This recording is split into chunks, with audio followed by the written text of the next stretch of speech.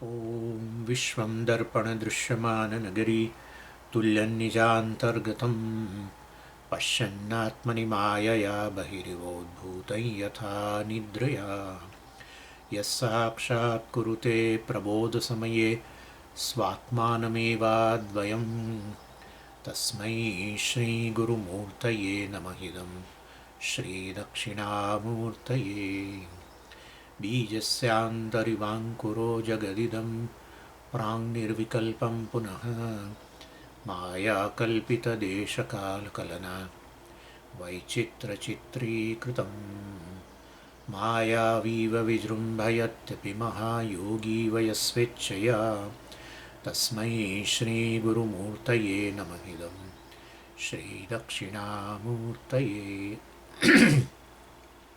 तस्मै श्रीगुरुमूर्तये नमः इदं श्रीदक्षिणामूर्तये ॐ सहना भवतु सहनौ भुनक्तु सह वीर्यङ्करवावहै तेजस्विनावधीतमस्तु मा विद्विषावहै ॐ शान्तिः शान्तिः शान्तिः सदाशिवसमारम्भां शङ्कराचार्यमध्यमाम् अस्मदाचार्यपर्यन्तां वन्दे गुरुपरम्पराम् ॐ आठमो अनुवाक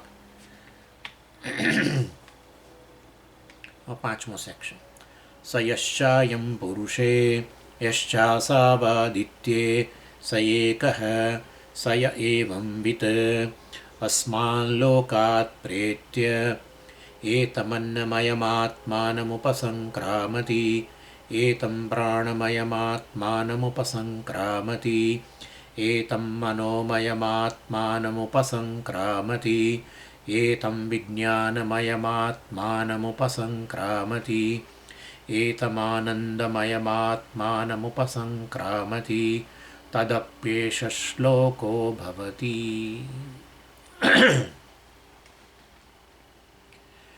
એટલે વિદ્વાન જે છે એની વાત ચાલી રહી છે. જે વિદ્વાનના હવે દ્વૈત બુદ્ધિ રહી નથી, માટે એ મુક્ત બની ગયો છે ભયમાંથી. અભયમ પ્રતિષ્ઠામ વિંદતે. એટલે પછી પ્રશ્ન થયો હતો કે દ્વૈતનું દર્શન જ નથી કરતો, દ્વૈતનો અનુભવ એ નથી કરતો, ભેદનો અનુભવ જ નથી થતો એને કશો, તો એનો વ્યવહાર કેવી રીતે ચાલે છે? કારણ કે વ્યવહાર શેના આધારે ચાલે? જેવું સામે નામરૂપ હોય એના આધારે વ્યવહાર ચાલે. જ્ઞાની વ્યક્તિની સામે કોઈ એનો શિષ્ય આવે તો પછી એક પ્રકારનો વ્યવહાર હોય. જ્ઞાની વ્યક્તિની સામે ભોજનની થાળી પડી હોય તો જુદો વ્યવહાર હોય. એટલે હવે એને બધું ભેદ દર્શન જ નથી થતો, દ્વૈતનો અનુભવ જ નથી થતો. એવું છે?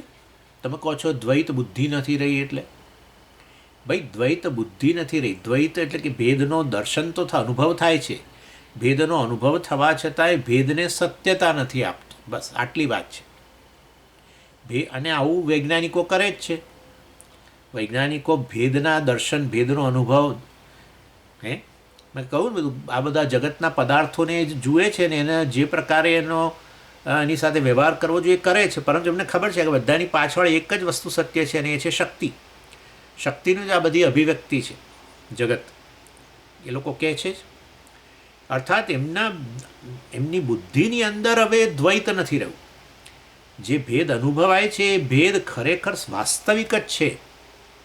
એક વસ્તુ બીજાથી ખરેખર જ જુદી છે, જુદો અનુભવ થાય છે અને જુદું છે જ, એવું નથી રહ્યું. અજ્ઞાનીને માટે તો ભેદનો અનુભવ, દ્વૈતનો અનુભવ, અને ભેદ સત્ય પણ ખરો. હું જુદો, ઈશ્વર જુદા. હું જુદો, જગત જુદો. હું જુદો અને સામે એ વ્યક્તિ છે એ મારાથી જુદી. જીવ જુદા, જીવ ઈશ્વર જુદા, જીવ જગત જુદા. આવું એટલે કારણ કે એની હજુ બુદ્ધિની અંદર અદ્વૈત વસ્તુનું જ્ઞાન નથી થયું. જે વાસ્તવની અંદર આ બધા દ્વૈતની પાછળ સત્ય જે છે અદ્વૈત વસ્તુ, એનું એને જ્ઞાન નથી થયું. માટે જે દ્વૈતનો અનુભવ થાય છે ઇન્દ્રિયો, મન વગેરે દ્વારા, એને સાચું જ માને છે, ભેદને કે દ્વૈતને. એટલે એ વસ્તુ આ ચર્ચામાં છે. અને પૂર્વ પક્ષી કહ્યું કે સુષુપ્તિમાં ગ્રહણ નથી થતું, જાગ્રત સ્વપ્નમાં ગ્રહણ થાય છે દ્વૈતનું, માટે મેજોરિટી બે અવસ્થામાં થાય છે, એક અવસ્થામાં નહીં, માટે આપણે દ્વૈતને સત્ય માનવું જોઈએ. અને સુષુપ્તિમાં ગ્રહણ નથી થતું દ્વૈતનું, કારણ કે અવિદ્યાકૃતમ, અવિદ્યા છે ને, માટે દ્વૈતનું ગ્રહણ નથી થતું. દ્વૈત સત્ય છે, પરંતુ અજ્ઞાનને કારણે ઊંઘી ગયા છો, અજ્ઞાનને કારણે દ્વૈતનું ગ્રહણ નથી થતું. બરાબર છે. અને જાગ્રત સ્વપ્નની અંદર તો તમે ક્યાં તો અર્ધ જાગ્રત ક્યાં પૂરા જાગ્રત, પણ છો તો ખરા, માટે દ્વૈતનું ગ્રહણ થાય છે. હું જુદો, જગત જુદું, એવું સ્વપ્નમાં છે. હું દર્શન કરનારો, હું જુદો અને સ્વપ્ન જગત જુદું, એ રીતે જ વ્યવહાર સ્વપ્નમાંય કરે છે, એવું ને એવું જાગ્રતમાંય કરે છે. એટલે કહે છે કે વાસ્તવમાં અંતઃકરણ વગેરે જે છે, જાગ્રત અવસ્થાની અંદર પેલું અવિદ્યા નથી રહી, ત્યારે પેલું દ્વૈતનું ગ્રહણ થાય છે. સુષુપ્તિમાં નથી થતું, કારણ કે તે અવિદ્યા છે. આવું પૂર્વ પક્ષી કહ્યું. ત્યારે પછી આપણે કહ્યું કે ના, સ્વાભાવિકત્વાત. આચાર્ય કેવું સરસ જવાબ આપ્યો, ન સ્વાભાવિકત્વાત. દ્વૈતનું ગ્રહણ જે અગ્રહણ થાય છે સુષુપ્તિની અંદર, એ તો વાસ્તવની અંદર સ્વાભાવિક જ છે. એટલે જાગ્રત અને સ્વપ્નમાં જે તમે કહો છો દ્વૈતનું ગ્રહણ થાય છે, એ તો કારણ કે એને સત્યતા આપીએ છીએ. દ્વૈતનો અનુભવ થવો એમાં કંઈ તકલીફ નથી, દ્વૈતને સત્યતા આપીએ છીએ આપણે. જ્યારે સુષુપ્તિ એવી અવસ્થા છે જેમાં કોઈ પ્રયત્ન જ નથી, અને જ્યારે કોઈ પ્રયત્ન નથી તેવી સ્થિતિને સ્વાભાવિક સ્થિતિ કહેવાય.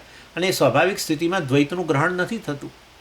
માટે ખરેખર દ્વૈત તો જે છે એ સત્ય નથી, કારણ કે વાસ્તવની અંદર સુષુપ્તિની અંદર સ્વાભાવિક સ્થિતિ છે, કૃત્રિમ સ્થિતિ નથી. જાગ્રત સ્વપ્નમાં તો કૃત્રિમ સ્થિતિ છે, અર્થાત તમે દ્વૈતનો અનુભવ કરો ને દ્વૈતની બુદ્ધિ પણ તમારી હોય, દ્વૈત સત્ય છે એ પ્રકારનું ગ્રહણ હોય, એ તો અવિદ્યાને કારણે છે. એટલે આપણે આ વસ્તુ બતાવી કે દ્વૈતની અભાવ સુષુપ્તિની અંદર એ વાસ્તવમાં ખરેખર એ તો કૃત્રિમ છે. સુષુપ્તિમાં દ્વૈતનો અભાવ જે છે એ તો સ્વાભાવિક છે, દ્વૈતનું ગ્રહણ કૃત્રિમ છે સત્યત્વ બુદ્ધિ વગેરે દ્વારા. અને સુષુપ્તિની અંદર હું છું પણ કંઈ દ્વૈત નથી. અને એ સુષુપ્તિ અવસ્થા એવી છે કે જે કૃત્રિમ નથી, સ્વાભાવિક અવસ્થા છે. આ સ્વાભાવિક અવસ્થા હોવાને કારણે મને એના માટે પ્રેમ છે. દરેકને પોતાના સ્વભાવ માટે પ્રેમ હોય, અને એ રીતે મને પ્રેમ પણ છે. એ બતાવવાની એ વખતે દ્વૈતનું ગ્રહણ નથી, અર્થાત ખરેખર અદ્વૈત વસ્તુ સત્ય છે. જાગ્રત સ્વપ્નની અંદર દ્વૈત બુદ્ધિ ઉત્પન્ન કરી છે, દ્વૈતનો અનુભવ થાય એટલે દ્વૈત સત્ય છે પ્રકારનો આપણો મનમાં ખ્યાલ છે. અને કૃત્રિમ સ્થિતિ કોને કહેવાય? મેં તમને કહ્યું હતું કે જે વાસ્તવમાં જે વસ્તુ એવી ઉત્પન્ન કરે જેને સમજાવી ન શકાય એને કૃત્રિમ કહેવાય. આ લોકો કહે ને આપણા કૃત્રિમ, ઘણીવાર શાકભાજી બધા ભેગા કરી ઘરમાં શાક પૂરતું ન હોય ત્યારે પછી આ લોકો બહેનો કોઈ આવી ચડે મહેમાન તો પછી કંઈક કૃત્રિમ વ્યવસ્થા કરે, આમ આમ પેલું બધું ભેગું કરે ને બનાવી દે કંઈક પણ, કારણ કે હવે બહાર કોણ લેવા જાય ને અત્યારે છે નહીં ફલાણું ઢીકણું. એટલે એ આ કૃત્રિમ સ્થિતિ. એનીવે, એટલે આ રીતે ઊંઘની અંદર કોઈ કૃત્રિમ આનંદ નથી, સ્વાભાવિક જ આનંદ છે બધા. કૃત્રિમ આનંદ એટલે કોઈ પ્રયત્ન દ્વારા એને જાળવેલો, કશો પ્રયત્ન વગરની અવસ્થા છે, ત્યારે સ્વાભાવિક સ્થિતિ છે, આનંદ છે, પૂર્ણતા છે, અદ્વૈત છે. હું છું અને અદ્વૈત, અર્થાત મારાથી એને કશું નથી, હું પૂર્ણ છું, અનંત છું, એ પ્રકારનો અનુભવ છે. અર્થાત કોઈ પ્રકારની બાઉન્ડ્રી, નાનો છું કે આવું કંઈ મનમાં હોતું નથી. એટલે એ વાસ્તવમાં એ ખરેખર સ્વાભાવિક સ્થિતિ છે. અને માટે દ્વૈતનું ગ્રહણ નથી થતું એ અવિદ્યાને કારણે છે. સુષુપ્તિમાં એવું નહીં, સુષુપ્તિ તો સ્વાભાવિક સ્થિતિ છે, અને ત્યારે અદ્વૈત અવસ્થા છે. એટલે દ્વૈત અગ્રહણ છે સ્વાભાવિકત્વ, ભાષ્યકારે કહ્યું. દ્વૈતનો અનુભવ નથી થતો સુષુપ્તિની અંદર, એ તો આપણા સ્વભાવને કારણે. સ્વભાવ કેવો છે? અદ્વૈત છે. માટે સાચી સ્થિતિ અદ્વૈત સ્થિતિ છે, એ સ્વાભાવિક સ્થિતિ. કોઈ કારણસર, કોઈ કારણ દ્વારા અદ્વૈતનો અનુભવ નથી થતો, કોઈ કારણને કારણે દ્વૈતનો અનુભવ નથી થતો એવું નહીં. કોઈ પ્રકારના કારણ વગરની અવસ્થા જે છે સ્વાભાવિક સ્થિતિ છે, એમાં અદ્વૈતનો જ અનુભવ થાય છે, એ જ સ્વાભાવિક સ્થિતિ છે. ઇનફેક્ટ જાગ્રત સ્વપ્નની અંદર બધા અદ્વૈત માટે તો તલસે છે. હા, જાગ્રત સ્વપ્નની અંદર દ્વૈતનું ગ્રહણ કૃત્રિમ છે કેવી રીતે ખબર પડે? સતત આપણે શાના માટે પ્રયત્ન કરીએ છીએ? અદ્વૈત માટે, પૂર્ણતા માટે, ફૂલફિલમેન્ટ માટે, સફળતા માટે, આનંદ માટે. એક જ વસ્તુઓ છે આ બધી. આનંદમાં પૂર્ણતા હોય, ઉણપ ન હોય. ઉણપ લાગે તો આનંદ ન હોય.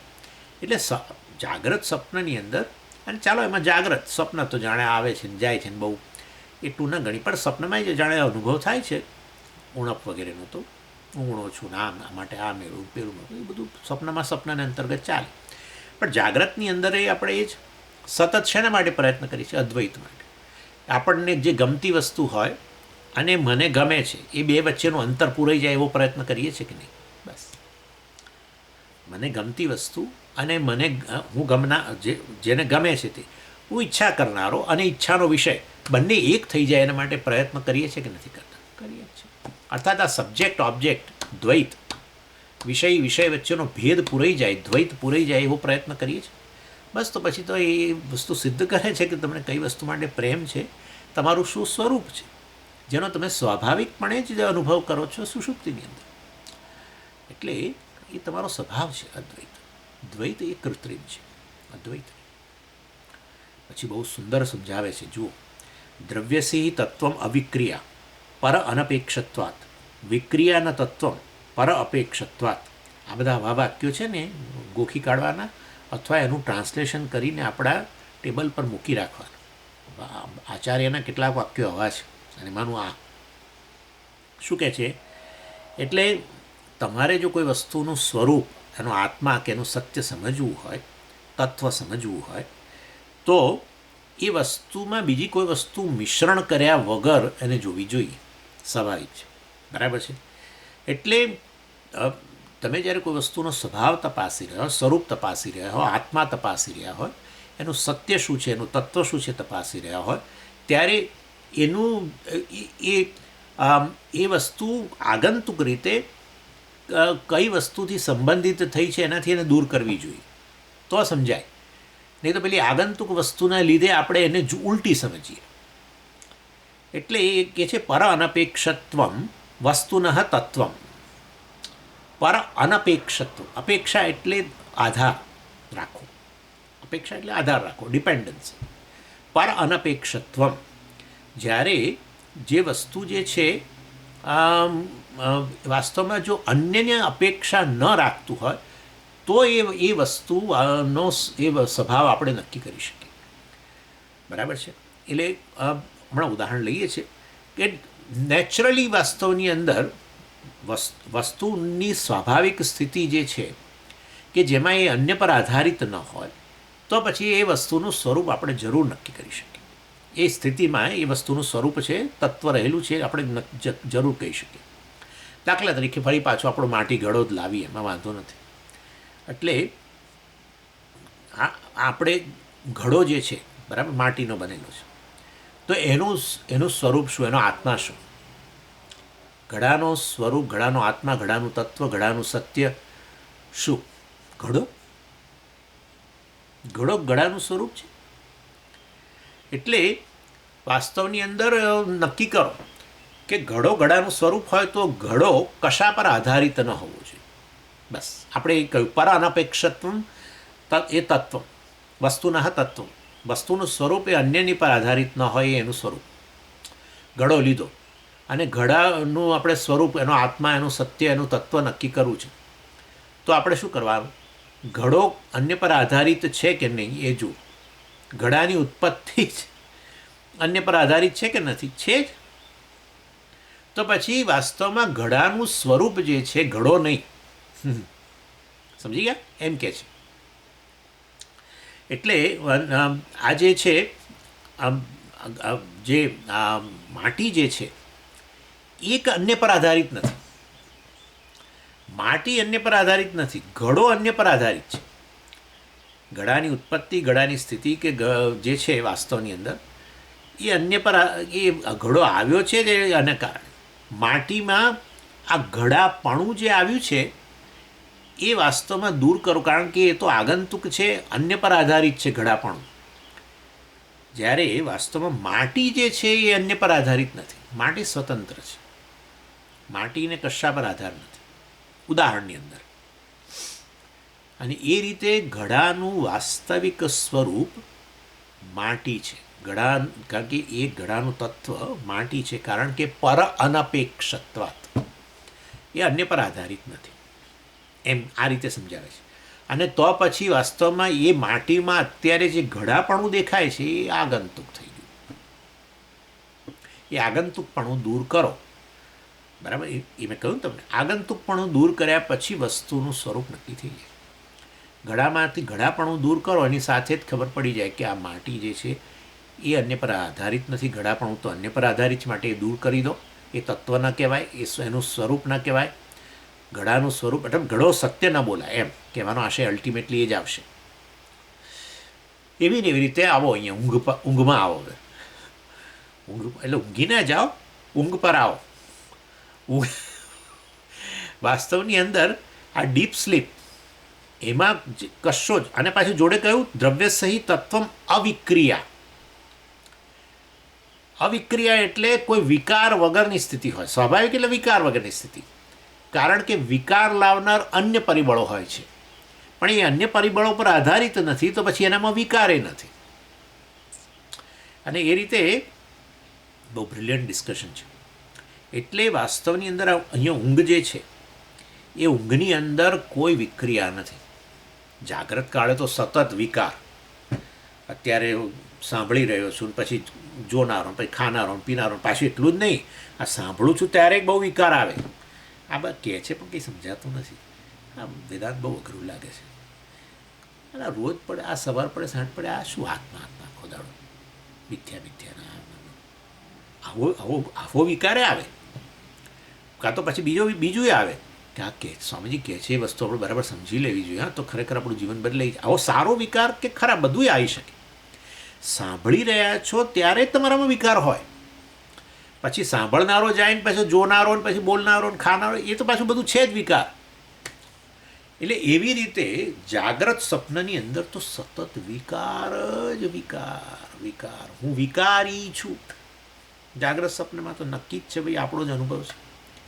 સુષુપ્તિમાં 8 કલાક દરમિયાન શું વિકાર? ઊંઘી ગયા, હા, ગાઢ ઊંઘ આવી ગઈ, પછી શું વિકાર? સમજી, પછી પેલું સપના આવ્યું. સપના વિકારી છે, મેં કહી દીધું તમને. હું તમને સુષુપ્તિની વાત કરું છું. ગાઢ ઊંઘની અંદર શું વિકાર છે તમારા? નથી. તો એનો અર્થ એવો થયો કે ગાઢ ઊંઘની અંદર હું જે છું એ અન્ય પર આધારિત નથી. જો અન્ય પર આધારિત હોત તો એણે એ વસ્તુએ મારામાં વિકાર લાવ્યો હોત. અને માટે પણ સ્વામીજી જાગ્રત સ્વપ્નમાં તો એવું તો હું શેના પર આધારિત છું? આધાર છો તમારા તમે ચેતન વ્યક્તિ છો, પણ અંતઃકરણ ને ઇન્દ્રિયોને બધા થકી જોનારા, ખાનારા, પીનારા બનો છો, બરાબર છે. અને અંતઃકરણમાં વિકારો આવે તો તમારા વિકાર જણાય છે. હું ચેતન છું પણ વિકારી જણાવું છું. શાને કારણે? અંતઃકરણમાં જુદા જુદા વિકારો ઉત્પન્ન થાય છે.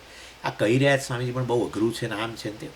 મનમાં વૃત્તિ આવી, અથવા સારો વિકાર, ઇન્દ્રિયોમાં વિકાર આવે જ છે, તો આપણે આધારે પણ વિકારી આપણે કહીએ. પ્રાણમાં વિકાર, ભૂખ તરસે તો એમાં વિકાર, અત્યારે ભૂખ્યો ને પછી હવે ભૂખ જતી ને હવે તરસ્યો ને અત્યારે હવે તરસ્યો નહીં, ફલાણું ઢીકણું, આ ને તે. શરીરમાં વિકાર તો વિકારી, અત્યારે હું હેલ્ધી છું ને હવે નથી, કહું કે અત્યારે હું માંદો છું. વિકાર વિકાર વિકાર. કારણ કે પેલું વાસ્તવની અંદર આ જે અહંકાર, જાગ્રત સ્વપ્નની અંદર જે છે આ અહંકાર, એ તો આના પર આની સાથે તાદાત્મ્ય છે, જે વિકારી છે. અને એને કારણે એ અહંકાર કે જે છે વાસ્તવમાં વિકારી જ જણાય. તો વાસ્તવમાં એ મારું સ્વરૂપ નહીં, અહંકાર મારું સ્વરૂપ નહીં. હું અહંકાર કે જીવ નહીં. અને એ દ્રષ્ટિએ વાસ્તવમાં દ્વૈત પણ સત્ય નહીં, કારણ કે હું અહંકાર એટલે જીવ કહું તો હું એક જીવ ને બીજો જીવ મારાથી જુદો. હું જીવ અને ઈશ્વર મારાથી જુદો. હું જીવ અને જગત મારાથી જુદું, બરાબર ને? એટલે વાસ્તવની અંદર દ્વૈત પણ વાસ્તવમાં એ રીતે જે છે એ ખોટું ઠરે. કારણ કે મારું જીવ જ પણ મારું સાચું સ્વરૂપ ન હોય, બરાબર? હું જીવ છું એ સાચું ન હોય તો પછી એ જીવ માનીને જે દ્વૈત ઉત્પન્ન થાય, જીવ વચ્ચે, જીવ ઈશ્વર વચ્ચે, જીવ જગત વચ્ચે, એ પણ સાચું ન હોય. એ રીતે બતાવે છે. જ્યારે સુષુપ્તિની અંદર કશો વિકાર તમારામાં આવતો નથી, કારણ કે એ કશા પર આધારિત નથી, ત્યારે એટલે એનો અર્થ એવો થયો કે સુષુપ્તિમાં તમે જે છો એ તમારું તત્વ છે, તમારું સ્વરૂપ છે. શું છે સુષુપ્તિમાં? મારાથી અન્ય કશું નથી, મારું કોઈ માપ નથી. એનો અર્થ કે અદ્વૈત કે પૂર્ણતા એ મારું સ્વરૂપ છે. અને બીજા શબ્દો મૂકો તો આનંદ મારું સ્વરૂપ છે, એ રીતે કહી શકાય. બરાબર. જાગ્રત સ્વપ્નમાં જે સ્વામીજી આનંદ થાય છે તે વિકારી હોય છે કે નથી હોતો? હોય છે ને. થોડો આનંદ થયો, વધારે આનંદ થયો, પ્રિય મોદ પ્રમોદ આપણે બધું ભણી ગયા છીએ. એ કારણ કે અંતઃકરણની વૃત્તિ પર આધારિત. બરાબર. તો અંતઃકરણની વૃત્તિમાં પ્રિય હતું તો થોડો આનંદ, પછી મોદ તો વધારે, અને પ્રમોદ તો જાણે આપણે હર્ષ ઘેલા થઈ ગયા, એવું આ બધા પ્રકારના વિકાર આવે. એટલે પછી જાગ્રત સ્વપ્નની અંદર હું આનંદી જણાવું, પ્રિય જણાવો, અને આવો મતલબ આનંદી જણાવું, પણ એ તો વિકારી છે. માટે એ મારું સાચું સ્વરૂપ નહીં. આનંદ મારું, પૂર્ણતા મારું સાચું સ્વરૂપ, અદ્વૈત મારું સાચું સ્વરૂપ. પૂર્ણતા એટલે જ અદ્વૈત ભાઈ. પૂર્ણતા એટલે શું? અદ્વૈત. મારાથી અન્ય ન હોવું એ ત્યારે જ પૂર્ણતા કે અનંતતા કહેવાય, બીજું શું? એનીવે ચાલો, એટલે એ રીતે આ બહુ જબરજસ્ત. દ્રવ્યસ્ય હિ તત્વમ અવિક્રિયા પર અનપેક્ષત્વાત વિક્રિયા ન તત્વ. વિકાર આવ્યો તો એ તમારું તત્વ નહીં, પર અપેક્ષત્વાત. કારણ કે વિકાર લાવનાર અન્ય વસ્તુ હોય છે જે એના પર અસર કરે, અન્ય પર આધારિત હોય છે, અને માટે એ વસ્તુનું સ્વરૂપ નહીં. અને આ રીતે તમે જોઈ જ શકો છો, હે ને. જે પાણી જે છે એનું બરફપણું જે છે, આવું બરફપણું સોલિડ અને અત્યંત ઠંડો પાણીમાં આ જણાઈ રહ્યું છે, સોલિડપણું અને ઠંડાપણું અતિશય. બરાબર. એ શીતળતા, અતિ શીતળતા. તો એ વાસ્તવની અંદર અન્ય પર આધારિત છે કે નહીં? આધારિત જ છે, અન્ય પર જ આધારિત છે. માટે એ આ જે બરફપણું છે એ પાણીનું સ્વરૂપ નથી, અતિશય ઠંડાપણું છે પાણીનું સ્વરૂપ નથી. એવું ને એવું વરાળ છે, વરાળ પણ અન્ય પર જ આધારિત છે, વરાળપણું. બરાબર. એનું હજી પાણી જે આમ વરાળના રૂપમાં, વાયુના રૂપમાં, મતલબ એ રીતે ગણો, જે જણાય છે એ પણ વાસ્તવની અંદર એનું સાચું સ્વરૂપ નથી, અન્ય પર આધારિત છે. એ અન્ય પર આધારિત વસ્તુ ન હોય તો આ વરાળ રહે જ નહીં. વરાળને આપણે જાળવી હોય તો આપણે શું કરીએ? પછી એને આસપાસ બધું ઇન્સ્યુલેશન કરીએ ને આમ કરીએ ને તેમ કરીએ, કે જેથી કરીને વરાળના રૂપમાં રહે, નહીં તો પછી પાણી બની જાય. બરફને કાઢી લો ફ્રીઝમાંથી તો પાણી બની જાય. એટલે આનો અર્થ એવો થયો કે એમાં રહેલું ઘનપણું પાણીમાં, કે આ વાયુપણું, હે, એ વાસ્તવની અંદર સાચું નથી. પાણીમાં જણાતી આ અતિશય ઉષ્ણતા, સ્ટીમ વરાળમાં, કે અતિશય શીતળતા ને આ ઘનતા, આ કશું સાચું નથી. કારણ કે અન્ય પર આધારિત છે. એ પાણીનું તત્વ નથી, સ્વરૂપ નથી. પાણીની સ્વાભાવિક સ્થિતિ જ્યારે એ કશા પર આધારિત ન હોય ત્યારે જે સ્થિતિ હોય એ એની સાચી સ્થિતિ છે, એનું સ્વરૂપ છે, એનું તત્વ છે. અને એ છે પ્રવાહીપણું અને સામાન્ય શીતળતા જે હોય છે એનો ગુણ વગેરે. એમાં એ સ્વાભાવિક સ્થિતિ. ત્યારે કશા પર તમારે કોઈ પ્રયત્નથી પાણીને પ્રવાહીપણામાં અને સામાન્ય શીતળતામાં રાખી મૂકવું પડે એવું નથી. પાણીની સ્વાભાવિક સ્થિતિ જ્યાં હોય છે, આ રીતે આપણે સમજી શકીએ. અને એવી રીતે આત્મા ખરેખર અદ્વૈત છે, પૂર્ણ છે, આનંદ સ્વરૂપ છે, કે અનંત છે વગેરે, સર્વવ્યાપી છે. એ વસ્તુઓ ભાષ્યકાર આ રીતે ખાલી એક નાના વાક્યમાં એસ્ટાબ્લિશ કરી દે છે. શું? દ્રવ્યનું જે તત્વ જે છે એ કેવું હોય? અવિક્રિય હોય. એ જે વાસ્તવમાં જે મતલબ જેમાં વિકાર ના આવતો હોય, અને વિકાર ના આવતો હોય તો પછી અન્ય પર આધારિત ન હોય. જ્યારે બીજી બાજુ શું? વિક્રિયાના તત્વ. જો કંઈ વિકાર આવ્યો, વસ્તુમાં વિકાર આવી રહ્યો છે, તો પછી તમારે એનું સ્વરૂપ કે આત્મા નહીં કહેવાનું, એનું તત્વ નહીં કહેવાનું. એ કારણ કે વિકાર આવી રહ્યો છે ત્યારે એ અન્ય વસ્તુ પર આધારિત છે, અને એના આધારે એના પર વિકાર આવી રહ્યો છે, એટલે પરાપેક્ષ છે. એટલે એ અત્યારે જે એનું રૂપ જણાઈ રહેલું છે, એ રૂપ આવ્યું છે એ અન્ય પર આધારિત છે, ને માટે એમાં એ રૂપ આવ્યું છે, અત્યારે મોડિફાય થયેલું છે. બાકી એનું એ સ્વાભાવિક સ્થિતિ નથી. અને હમણાં મેં તમને આ ઉદાહરણ આપી દીધું કે ઘડાપણું માટીની સ્વાભાવિક સ્થિતિ નથી, બસ. અને એ રીતે જો એ સ્વાભાવિક સ્થિતિ હોત તો તમે ઘડાપણું જતું રહે, એની સાથે તમે માટીના પણ દર્શન ન કરી શકો. કારણ કે ઘડાપણું માટીનો જ સ્વભાવ હતો, ઘડાપણું હવે જતું રહ્યું તો હવે માટી દેખાતી નથી મને, એવું બનતું નથી. એટલે અને બીજું, જ્યાં જ્યાં માટી હોય ત્યાં ઘડાપણું પણ દેખાવું જ જોઈએ, બરાબર ને? ઘડાપણું જતું રહે તો માટી જતી રહેવી જોઈએ, કારણ કે ઘડાપણું માટીનો સ્વભાવ જ છે, તત્વ છે, એનો આત્મા છે. અને જો ઘડાપણું ન રહે તો માટીના દર્શન ન થાય. અને જ્યાં જ્યાં માટી હોય ત્યાં ઘડાપણું નિશ્ચિતપણે દેખાવું જ જોઈએ. આવું હોતું નથી. તમે જોઈ શકો છો માટી ઘડાપણા વગર પણ. તમે ઘડો ઘડો બોલો ને, ઘડાપણું કેમ કહો છો? ભાઈ, ઘડો નામની સાચી વસ્તુ નથી ને, એટલે કહું છું.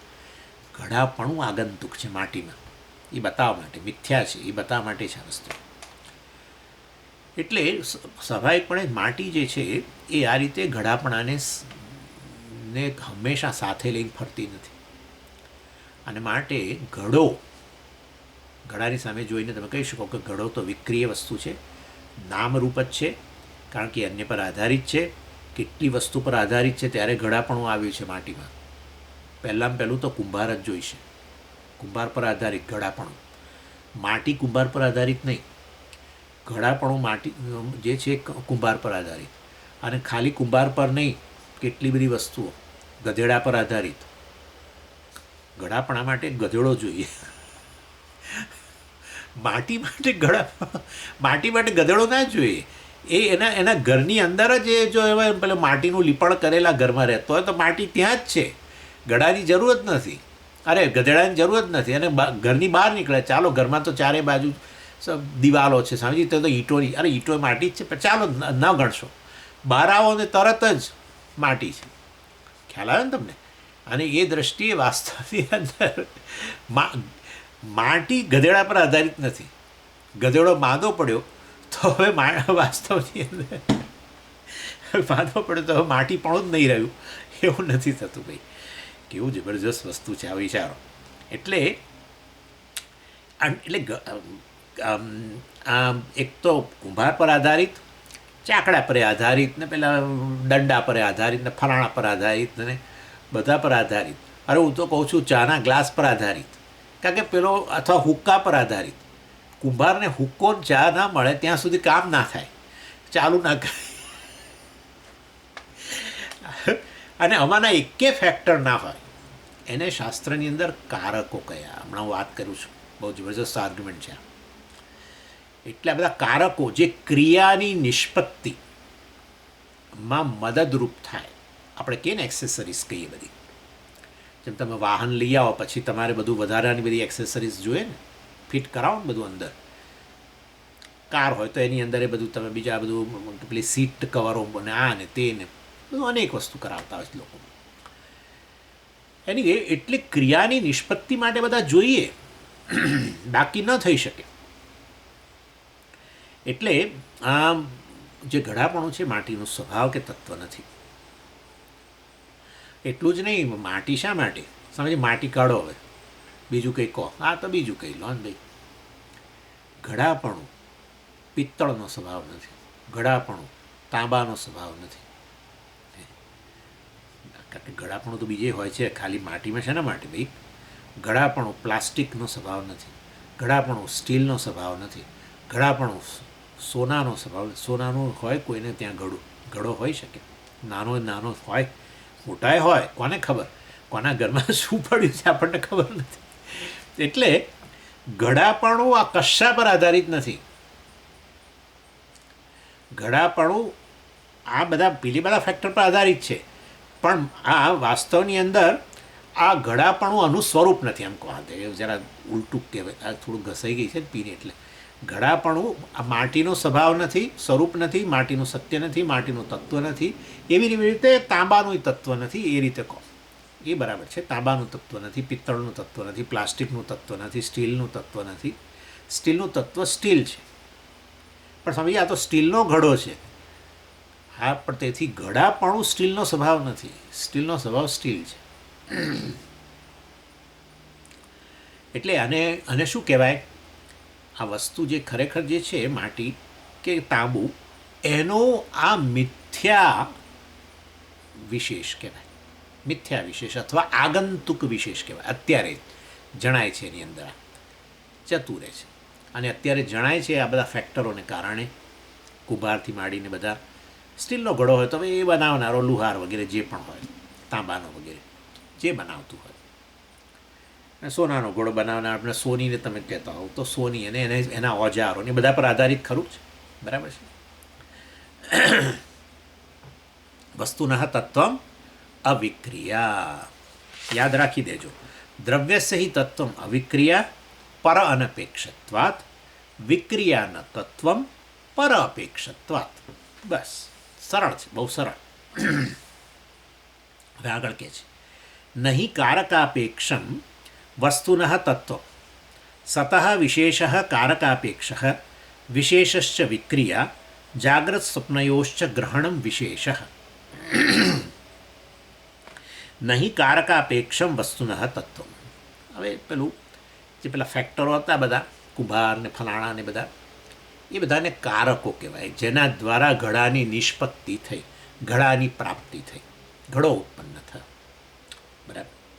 એને બધાને કારકો કહેવાય. એટલે હવે ધીમે રહીને આ કારક પર લઈ આવ્યા.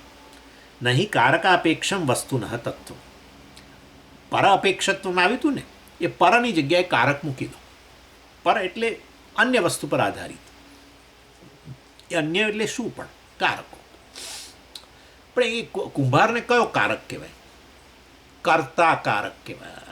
કર્તા જ ન હોય, ઘડાનો કર્તા કુંભાર ન હોય તો ઘડો કેવી રીતે બનશે? માટી તો એની જાતે કંઈક આમ શેપ નથી લઈ લેવાની. હે, ચલાવનાર, ચાકડો ચલાવનાર, માટી લાવનાર, માટીમાંથી ઘડો બનાવવાનું ઈચ્છા, પછી પાછું જોઈએ એને બનાવવાની કળા, બનાવવાનું જ્ઞાન, બનાવવાનું પ્રયોજન. એ ઘડો બનાવે તો નીચે પેલા કાણા ન રાખે તળિયામાં, કુંડું બનાવે તો તળિયામાં બે કાણા મૂકે. એનો અર્થ કે એને ખબર છે કે આ જે વસ્તુ હું બનાવું છું એ વાસ્તવમાં જુદા જ પ્રયોજન માટે છે. ત્યાં તો જોઈએ, કુંડામાં તો જોઈએ વધારાનું પાણી નીકળી જાય, નહીં તો કોવાઈ જાય મૂળ. અને ઘડામાં ના જોઈએ, કારણ ઘડામાં તો પાણી ભરવાનું છે, ઠંડુ થાય પીવા માટે કામ. એટલે એ રીતે વાસ્તવની અંદર એને પ્રયોજન ખબર છે, બનાવવાની એની પાસે કળા છે, બનાવવાનું જ્ઞાન છે. જ્ઞાન અને કળા જુદી વસ્તુ છે ભાઈ, સ્કિલ જુદી વસ્તુ છે. ઘણા લોકો પાસે જ્ઞાન હોય પણ બનાવવાની કળા ના હોય. રેસિપીની બુક વાંચું, હે, ગોટા કેવી રીતે બનાવવાના. અત્યારે તમારે ચોમાસું છે ને એટલે હું તો બોલું છું ભાઈ, અત્યારે ચોમાસું છે એટલે ખાવાનું બહુ બોલે છે આ સ્વામી, જાણે ખૌધરા લાગે છે. આખો દિવસ ખાવાની જ વાતો કરું છું. ભાઈ શું કરવું, એ તો જે છે તે છે, ઓકે, સ્વીકારજો સ્વામી, હવે આવા છે. એટલે ગોટા બનાવવા હોય, મારી પાસે એ રેસિપી બુક છે તરલા દલાલની, નથી, આ તો તમને કહું છું ભાઈ. અને હું વાંચી લઉં અને 5 વાર વાંચું, 6 વાર વાંચું, મને તો આખી રેસિપી મોડે થઈ ગઈ, જ્ઞાન આવી ગયું મને ગોટા બનાવવાનું. પણ તો સ્વામી બનાવો, અને પહેલું બનાવો ને તમે જે હસો કે આને ગોટા કહેવાય, આ શું કર્યું, શું તમે આ શું બનાવ્યું? હા, એ તો જ્ઞાન અને કળા, knowledge and skill R different things. Skill હસ્તગત, અર્થાત તમારે કાં તો ધીરે ધીરે ડેવલપ થાય.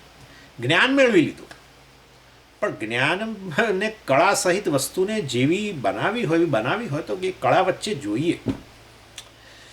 ચાલો, એનીવે, એટલે હા પેલો કુંભારમાં કળા છે, જ્ઞાન છે, એ બનાવવાની ઈચ્છાએ છે વસ્તુ, ઘડો વગેરે, અને એના માટેનું એનામાં સામર્થ્ય છે, શક્તિ છે. માટી ઉચકીને પેલા પર મૂકે ને પેલા ચાકડાને ફેરવી શકે ને એવી શક્તિ છે, બધું છે, બરાબર. પ્રયોજનને શાના માટે બનાવે છે, પ્રયોજન એને ખબર છે. આ બધા કારકો કહેવાય.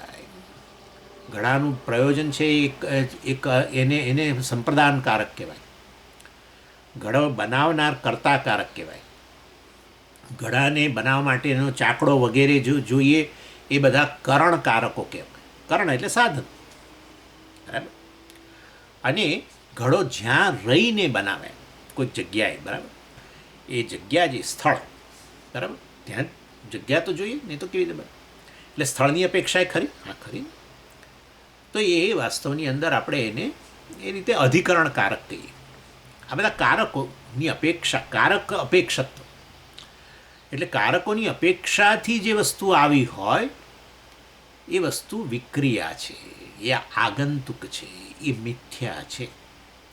જ્યારે સાચું વસ્તુ જે હોય એની અંદર એ કશા કારક પર આધારિત ના હોય અને માટે એમાં વિકાર પણ ન હોય.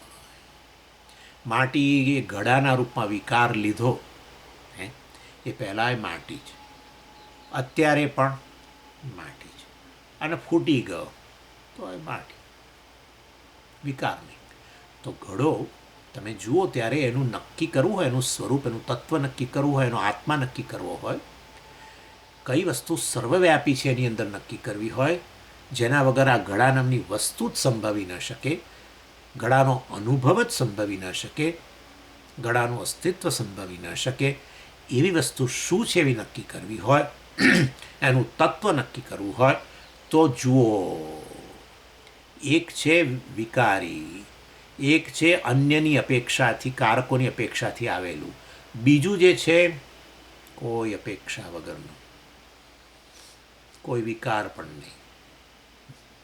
અન્યની અપેક્ષા હોત તો વિકાર આવ્યો હોત, પણ નથી. અને માટી ઘડાનો આત્મા છે, માટી ઘડાનો તત્વ છે, માટી ઘડાનું સ્વરૂપ છે, માટી ઘડાનો સ્વભાવ છે, જે કેવો કહો, માટી ઘડામાં પૂરેપૂરી વ્યાપેલી છે. માટી વગર ઘડાનો અનુભવ ન થાય, માટી વગર ઘડાનું અસ્તિત્વ ન રહે, જે કેવો કહો. આ રીતે એનાથી અન્ય જે તમને અનુભવાઈ રહેલું છે, જેને કારણે તમે એક અને બીજો જુદા જુદા માનશો, બરાબર. ઘડો અને કુંડો જુદું, સ્વામીજી, કારણ કે બંનેનું પ્રયોજન જુદું છે, બંનેનો આકાર જુદો છે.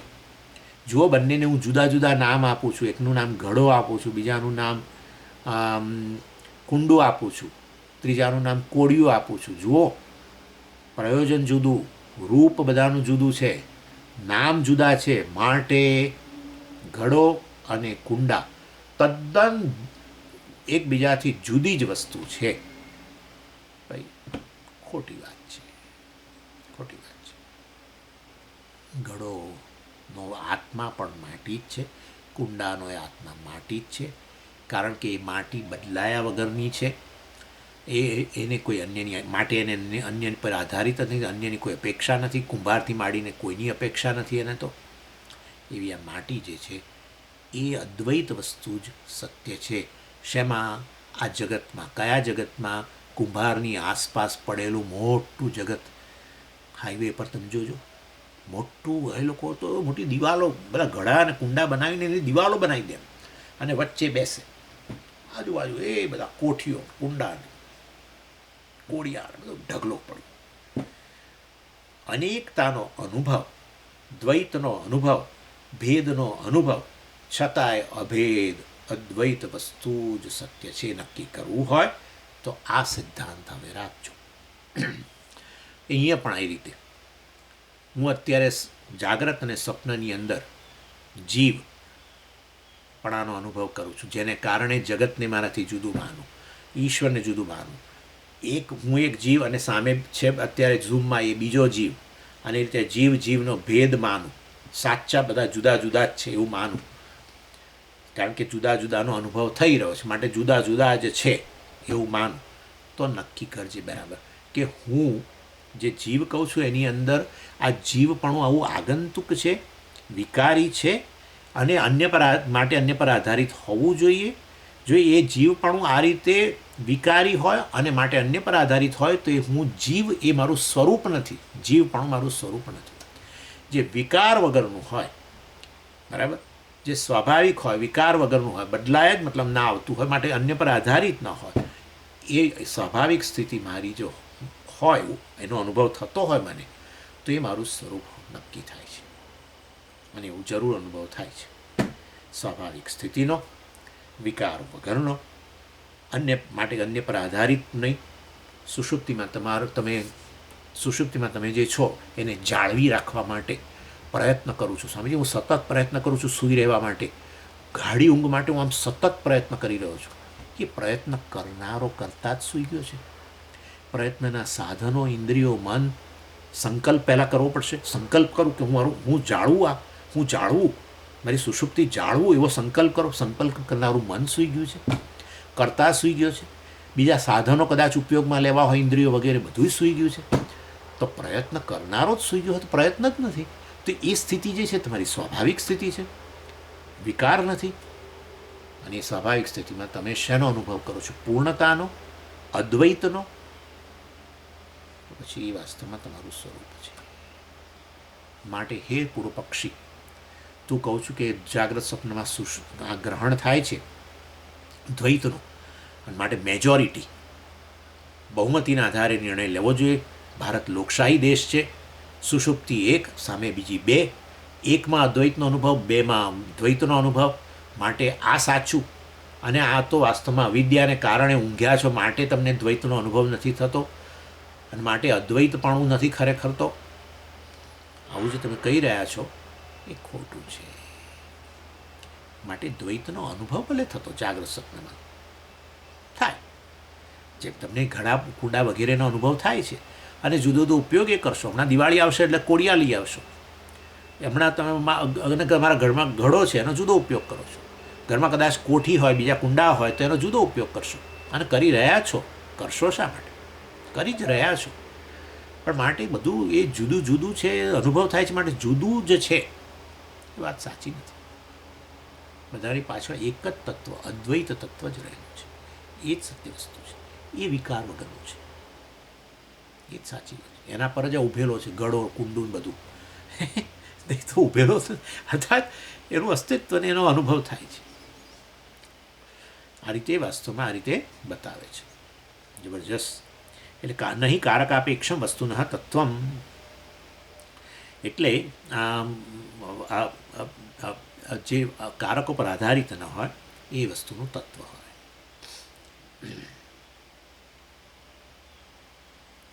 સતઃ વિશેષ કારકાપેક્ષ વિશેષસ્ય વિક્રિયા, એટલે કોઈ પણ વિશેષ જે હોય એ વાસ્તવમાં વિશેષ એટલે ઘડાપણું. હે ને? માટીમાં ઘડાપણું એ જ વિશેષ. માટીમાં કુંડાપણું આવ્યું એ વિશેષ થઈ ગયું. માટીમાં કોડિયાપણું આવ્યું એનો વિશેષ થઈ ગયું. કોઠીપણું આવ્યું એનો વિશેષ થઈ ગયો. એવી સતઃ વિશેષ કારકાપેક્ષ, એ જે વિશેષતા જણાય છે તમને એ કારકોની અપેક્ષાએ આવે છે, કર્તા વગેરેની અપેક્ષાએ, કુંભાર વગેરેની અપેક્ષાએ આવે છે. વિશેષસ્ય વિક્રિયા, અને વિશેષ છે એ વિક્રિયા કહેવાય. બદલાય છે, પહેલાં નથી, અત્યારે છે ગળાપણ વગેરે. કારણ કે આ બધા કારકોનો ઉપયોગ કર્યો. પેલા કરતા કુંભારે હુક્કો પીધો ને ચા પીધી, હે, પછી શરૂઆત કરી એણે. એટલે આ બધું શરૂ કર્યું, સૂતો હતો ત્યારે માટી જ હતી, કોઈ વિશેષમાં જણાતો નહોતો, ગળાપણો વગેરે. અને હવે આ બધો વિશેષ જણાઈ રહ્યો છે એની અંદર. તો એ બધા કારકોની અપેક્ષાએ જ આવેલું છે. અને એ દૃષ્ટિએ એ ઘડાપણું વાસ્તવિક નથી. આ સામે તમે જે ઘડો જોતા હોય એમાં ઘડાપણું વાસ્તવિક નથી, અથવા ઘડાપણું જ કહો, ઘડો વાસ્તવિક નથી. ઘડો જુઓ, અનુભવ કરો છો, પણ ઘડો વાસ્તવિક નથી. ઘડાપણું જ માટીનું જે છે આ વિશેષ છે, વિકારી છે, અન્ય કારકોની અપેક્ષા આવેલું છે. માટે એને મિથ્યા કહેવું જોઈએ. મિથ્યા એટલે આવું આગંતુક, અનુભવાય ખરું, સાચું નહીં. જાગ્રત સ્વપ્નયોશ્ચ ગ્રહણમ, જાગ્રત અવસ્થાયામ સ્વપ્નવસ્થાયામ યદ્યત ગૃહ્યતે. જાગ્રત સ્વપ્નની અંદર આ રીતે જે ગ્રહણ કરો છો બધા વિશેષો, તમે તમારી જાતને કેવા જુઓ છો? સુષુપ્તિમાં કેવા હતા? નિર્વિશેષ. હું આ છું, હું આવો છું, આવો છું, આવો છું, કશું જ નહીં. અને નિર્વિશેષ હોવાને કારણે તમને એનો બીજો પુરાવો આપું કે તમે સૂતા હો અને સમજો કે એ જ રૂમની અંદર હું બીજા સામેના પલંગમાં હું સૂતો છું. આપણે અત્યારે જાગીએ છીએ ત્યારે તમે કહો સમજો અમે તો અમારા સ્ટુડન્ટ, તમે અમારા ગુરુજી, અમે આમ બધા વિશેષો. અને હું તો આવો સ્વામીજી, હું તો આવો, તમે આમ ભણાવો છો, આવું કરો, બધા હજારો વિશેષો. પણ આપણે બે સૂઈ ગયા સમજો ગાઢ ઊંઘમાં, કોઈ ભેદ નહીં. હે, ગાઢ ઊંઘની રાજા અને રંક વચ્ચે ગાઢ ઊંઘમાં શું ભેદ? કશું નહીં. જાગો ત્યારે એક પોતાના રાજા કહે, બીજો પોતાનો રંક કહે, એક પોતાને અંધ કહે, બીજો પોતાને જોનારો કહે, એક પોતાને લંગડો વગેરે કહે, બીજો પોતાને સારા પગવાળો દોડનારો કહે. બધું વિશેષો જાગ્રત સ્વપ્નમાં હોય. પણ તું સુષુપ્તિની અંદર વાસ્તવમાં નિર્વિશેષ, સ્વાભાવિકપણે નિર્વિશેષ, કોઈ વિકાર નહીં. નિર્વિશેષતા વિકાર વગરની છે, માટે એ તમારું સ્વરૂપ છે. અત્યારે જે વિશેષતા જણાય છે એ કારકાપેક્ષમ અંતઃકરણ થકી જણાય છે ને. અંતઃકરણ જાગ્રત છે તો અને અંતઃકરણમાં વૃત્તિઓ બદલાય છે, શરીર બદલાય છે, મન બદલાય છે, ઇન્દ્રિયો બદલાય છે, બુદ્ધિ બદલાય છે આપણું, બરાબર છે. અને આપણા પ્રાણ પણ સતત બદલાય છે. અને એની સાથે તાદાત્મ્ય કરીને હું પણ આવો વિકારી જણાવું છું. એવો અત્યારે જે વિકારી જણાઈ રહેલો છું, જાગ્રત પુરુષ વિશેષ, એ મારું સાચું સ્વરૂપ નથી. મારું સાચું સ્વરૂપ એ તો અન્યની અપેક્ષા વગરનું, વિક્રિયા વગરનું, જે સુષુપ્તિમાં ઉપલબ્ધ છે અને જે વાસ્તવમાં નિર્વિશેષ છે. નિર્વિશેષ હોવા માત્રથી જ હું પૂર્ણ છું. હંમેશા વસ્તુ વધુ ને વધુ વ્યાપક થતી જાય, જેમ વિશેષો ઓછા થતા જાય. વિશેષો વધતા જાય, વસ્તુ ઓછી વ્યાપક થાય, વધુ ને વધુ સંકોચાતી જાય. પૃથ્વીમાં 5 વિશેષો, 5 ગુણો છે, તો પૃથ્વી ઓછી વ્યાપક છે. શેની સરખામણીમાં? આકાશની સરખામણીમાં. આકાશમાં 1 જ ગુણ છે, શબ્દ. વાયુમાં 2, તો થોડો ઓછો વ્યાપક આકાશ કરતાં. હે, આકાશ વાયુને વ્યાપીને રહેલો છે, વાયુ આકાશને નહીં. માટે વાયુ ઓછો વ્યાપક. 2 વિશેષો આવ્યા, 2 ગુણ આવ્યા. વાયુ તો સમજી વિશેષ શબ્દ છે ને, એનો પોતાનો વિશેષ. હવે એની અંદર સ્પર્શ નામનો પણ વિશેષ આવ્યો, ગુણ આવ્યો. પછી અગ્નિ, એનાથી પણ વાયુ કરતાં ઓછો વ્યાપક અગ્નિ. અગ્નિમાં 3 ગુણ, 3 વિશેષો. જળની અંદર 4, શબ્દ, સ્પર્શ, રૂપ. અગ્નિમાં રૂપ હતું, અને હવે આ સ્વાદ, 4 ગુણ આવ્યા. તો અગ્નિ કરતાં પણ ઓછો વ્યાપક વાસ્તવની અંદર જળ, ઓછું વ્યાપક. અને જળ કરતાં ઓછું વ્યાપક પૃથ્વી. વિશેષો વધે, વ્યાપકતા ઓછી થાય. તમે તમારી જાતને વ્યાપક જુઓ છો, કોઈ માપ વગરના જુઓ છો સુષુપ્તિમાં? હા, નિર્વિશેષ, નિર્વિશેષ, વ્યાપક, પૂર્ણ, અનંત છે, આનંદ છે, સ્વરૂપ છે. જેનો તમે જાગ્રત કાળે આનંદના અનુભવમાં જે પૂર્ણતાનો અનુભવ કરો છો, વ્યાપકતાનો, ઉણપ વગરના છો એવો અનુભવ જે કરો છો, એ તમારું સાચું સ્વરૂપ છે. અને આનંદના અનુભવમાં જાગ્રત કાળે પણ અદ્વૈતનો અનુભવ કરો છો. ઈચ્છા જેની રાખી હતી એ વિષય અને હું ઈચ્છા કરનારો એક બની ગયા, અંતર ન રહ્યું. અદ્વૈત પૂર્ણતાનો અનુભવ છે. અને આ રીતે વાસ્તવમાં અદ્વૈત મારું સ્વરૂપ છે. હું એક સર્વવ્યાપી બ્રહ્મા કે આત્મા છું. આ રીતે નક્કી થાય. દ્વૈત સત્ય નથી. ભલે જાગ્રત સ્વપ્નમાં અનુભવાતું એ અન્ય કારકોની અપેક્ષાએ, શરીર, મન, બુદ્ધિ વગેરે રૂપી ઉપાધિની અપેક્ષાએ અનુભવાય છે, એ સત્ય નથી. અજ્ઞાનને કારણે એને જ આત્મા કહું છું, માટે પછી દ્વૈત પણ સાચું માનું છું. એ રીતે ઓમ પૂર્ણમદ પૂર્ણમિદમ પૂર્ણાત પૂર્ણમુદચ્યતે પૂર્ણસ્ય પૂર્ણમાદાય પૂર્ણમેવાવશિષ્યતે. ઓમ શાંતિ શાંતિ શાંતિ. હરિ ઓમ શ્રી ગુરુભ્યો નમઃ. હરિ ઓમ.